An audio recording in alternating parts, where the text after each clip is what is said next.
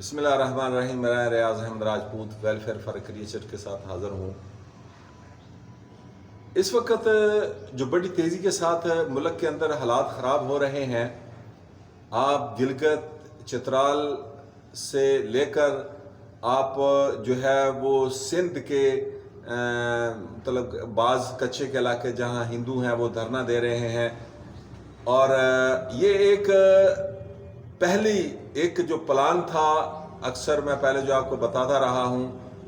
کہ اس پلان کا جو پہلے ناکام ہو چکا ہے، وہ ہمارے حکمران سیاستدانوں اور بے ایمان سیاسی جماعتیں میر جعفر اور میر صادق کو میر جعفر اور میر صادق کیوں کہتا ہوں کہ یہ جس طرح میر جعفر میر صادق معاہدے کرتے تھے اور وہ کہتے تھے کہ ہم آپ کے لیے، انگریزوں کہتے یہ کریں گے، آپ کے لیے ہم یہ کریں گے، ہم آپ کو اتنا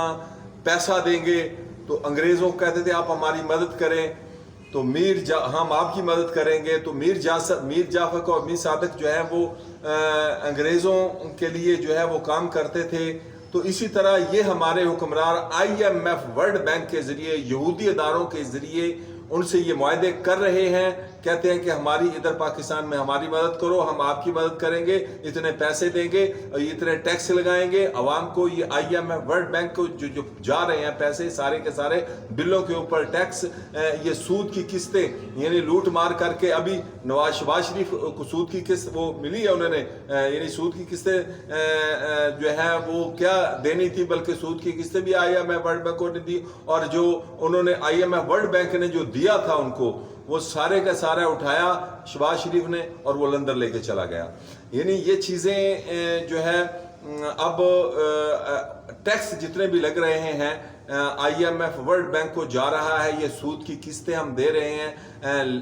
دیتے رہیں گے جب تک ہم اہل علم اہل تقویٰ سے حکمران نہیں لائیں گے۔ تو یہ جو ہے اسحاق ڈار آیا، اس کا ایک ڈیوٹی تھی، وہ معیشت کو تباہ کر کے چلا گیا۔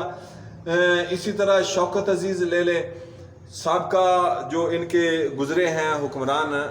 اس میں شوکت عزیز وزیر خزانہ بنا تو اس نے 5000 کا نوٹ اور 10,000 کا نوٹ کہا جی ہم نکالنے والے ہیں۔ تو میں نے اسی وقت کہا تھا کہ یہ افغانستان کی طرح جیسے اس کی معیشت پہلے حکومتوں میں تباہ ہوئی تھی، تو وہاں 5000 اور 5000 اور 10 کا نوٹ جو ہے وہ گلیوں میں جو ہے وہ لوگ پھینک دیتے تھے، اس کی ویلیو ہی نہیں تھی۔ 1000 روپے کی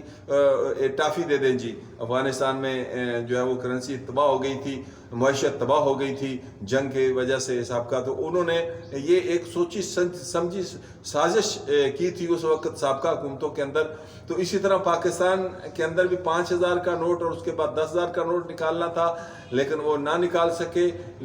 یہ اسی لیے تھا کہ جیسے وہاں کہتے تھے ہمارا 1 روپیہ تھا، اور سابقہ حکومت کے اندر افغانستان کا 10 مطلب جو ہے نا ہمارا 1 روپیہ، ان کے لے لیں 1000 روپیہ تھا،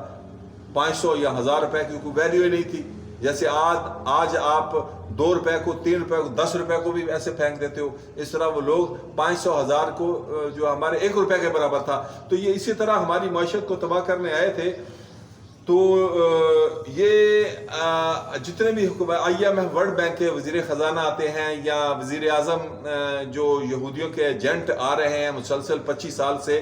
تو یہ آپ کو اس وقت جو آپ خطرناک صورتحال میں ہیں، یہ وہ مجرم ہیں آپ کے یہی جماعتیں۔ تو آج جو ہے وہ سید حافظ منیر صاحب بھی یہ کہہ رہے ہیں، چیف آف آرمی صاحب بھی یہ کہہ رہا ہے کہ کوئی جماعت جو ہے، سیاسی جماعتیں، بے دین جماعتیں، بے ایمان جماعتیں پاکستان کی مخلص نہیں ہیں۔ تو یہ اب وہ سب کچھ جو سامنے نظر آ رہا ہے۔ میں اکثر یہ کہا کرتا تھا کہ انشاءاللہ باذن اللہ جو ہے اللہ کا عذاب ان حکمرانوں پہ آنے والا ہے، بے ایمان سیاستدانوں پہ آنے والا ہے، وہ آ چکا ہے، اور میں اب اعلان کر رہا ہوں انشاءاللہ باذن اللہ ان پر جو اب عذاب آئے گا بے دین سیاسی جماعتوں پر، اس کے بعد اہل علم اہل تقویٰ میں سے صادق اور امین جنہیں کہا جاتا ہے وہ حکمران آئیں گے، اور پاکستان کی عوام اور پاکستان ایک دم مضبوط ہو جائیں گے، معاشی طور پر پاکستان مضبوط ہو جائے گا، اور ہم معاشرتی طور پر جو اقتدار ہماری معاشی اقدار تباہ ہو چکی ہیں، انشاءاللہ باذن اللہ اس لحاظ سے ہم آگے نکلیں گے۔ لیکن یہ فی الحال میر جعفر اور میر صادق جو ہیں یہ مل چکے ہیں، یہ کفریہ طاقتوں سے مل کر پاکستان کی جو معیشت تباہ کر چکے ہیں، اب یہ ان کے ساتھ مل کر ایسے جنگی حالات پاکستان میں پیدا کریں گے کہ باہر کے دشمنوں کو اس میں معاونت ملے، لیکن انشاءاللہ باذن اللہ یہ سب ناکام ہوں گے۔